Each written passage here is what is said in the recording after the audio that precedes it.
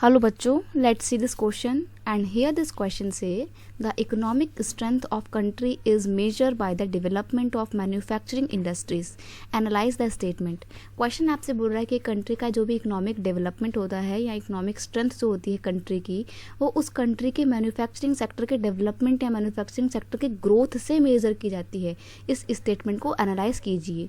इस क्वेश्चन को कुछ इस तरीके से भी पूछ सकते हैं, why is the economic strength of a country measure by the development of manufacturing industry. Explain with example. क्यों एक कंट्री के इकोनॉमिक स्ट्रेंथ को उस कंट्री के मैन्युफैक्चरिंग इंडस्ट्रीज के डेवलपमेंट से मेजर किया जाता है.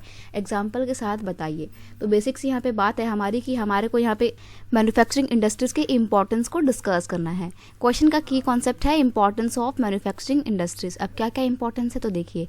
Manufacturing industries are the economic strength of a country as it help in the modernising agriculture which forms the backbone of the nation. अब देखो कैसे मैन्युफैक्चरिंग इंडस्ट्री इंपॉर्टेंट है जी. हमारी कंट्री की इकोनॉमिक स्ट्रेंथ को बढ़ावा देती है. कैसे? हमारी एग्रीकल्चरल सेक्टर को और ज़्यादा मॉडर्नाइज करके. अभी कैसे मॉडर्नाइज करती है? देखो एग्रीकल्चर के लिए हमारे को जो मॉडर्न टूल्स इस्तेमाल करने होते हैं, इरिगेशन के पंप वगैरह होते हैं, पीवीसी पाइप होते हैं और इंसेक्टिसाइड वगैरह होते हैं, सब इंडस्ट्री में ही तो बनता है. तो ये इंडस्ट्री जो होती है हमारे एग्रीकल्चर को और मॉडर्नाइज और ज़्यादा आधुनिक बनाने में मदद करती है. और हमारा जो एग्रीकल्चर सेक्टर है वो तो क्योंकि हमारी कंट्री का बैकबोन है तो उसको बढ़ावा मिलता है. नेक्स्ट है industrial development help to eradicate the unemployment and the poverty from our country. जो इंडस्ट्रियल डेवलपमेंट है वो हमारी कंट्री में से बेरोजगारी की समस्या को, गरीबी की समस्या को दूर करता है, लोगों को नौकरी प्रोवाइड करता है. Manufacturing industries help to bring down regional disparity by establishing its unit in the tribal and the backward areas. अब देखो जो मैन्युफैक्चरिंग इंडस्ट्री होती है ये उन पिछड़े इलाकों को भी अपलिफ्ट करती है जो काफ़ी ज़्यादा बैकवर्ड हैं, बहुत ज़्यादा ट्राइबल हैं. जैसे कि फॉर एग्जांपल हम इंडिया की बात करें तो इंडिया की कुछ स्टेट क्या हो गई हैं, बहुत ज़्यादा वेल डेवलप हो गई हैं. जैसे कि आपका हरियाणा है, पंजाब है, ये कितना ज़्यादा वेल डेवलप स्टेट है.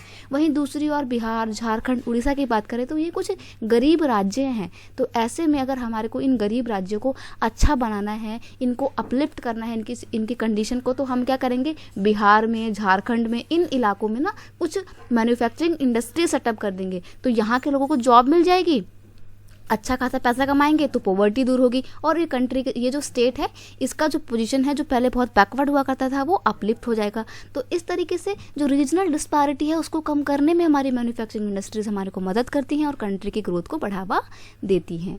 नेक्स्ट है important of manufactured goods expand trade and commerce and bring much needed foreign exchange. देखो सिंपल सी बात है, हमारी मैन्युफैक्चरिंग इंडस्ट्रीज जो होती हैं वो मैन्युफैक्चर्ड गुड्स को क्या करती हैं, बाहर बेचती हैं. इट्स मीन हमारी इंडस्ट्री रॉ मटेरियल का इस्तेमाल करके फिनिश गुड्स बनाती हैं. उन फिनिश गुड्स को जब हम इंटरनेशनल मार्केट में बेचते हैं तो हमारे को बहुत ज़्यादा ज़रूरी क्या मिलती हैं, वैल्यूएबल फॉरेन एक्सचेंज मिलता है और हमारी कंट्री जो है प्रॉस्पेरस होती है. तो इस तरीके से हम कह सकते हैं कि कंट्री के डेवलपमेंट को हम मैन्युफैक्चरिंग इंडस्ट्रीज के डेवलपमेंट से मेजर कर सकते हैं. रीज़न आपको यहाँ पर समझ में आ गए होंगे. I hope you understand it well. Best of luck.